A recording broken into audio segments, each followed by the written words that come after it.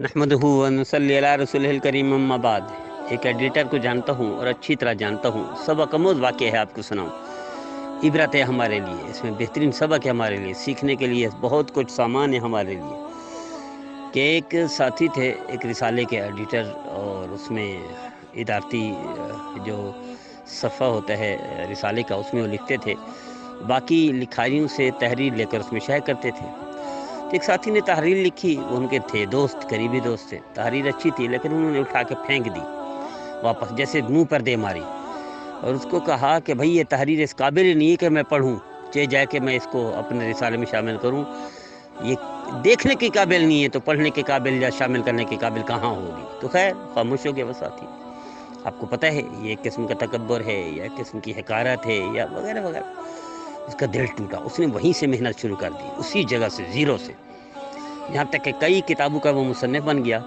اور وہ ساتھی جس نے تحریر اٹھا کے دے ماری تھی کہ تمہاری تحریر اس قابل نہیں ہے کہ ہم شامل کریں، پڑھنے کے قابل نہیں ہے تو اس کو شامل کیسے کر سکتے ہیں، بلکہ دیکھنے کے قابل نہیں ہے تو پڑھیں گے کہاں، پڑھنے کے قابل نہیں ہے تو شامل کہاں کریں گے۔ پھر کچھ عرصہ بعد وہی ساتھی جس نے تحریر اس کو منہ پر ماری تھی،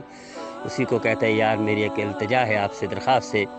کہ میری ماں کی خواہش ہے میں کوئی کتاب لکھوں، میں لکھ نہیں سکتا، میرے اندر ہمت نہیں ہے، استطاعت نہیں ہے،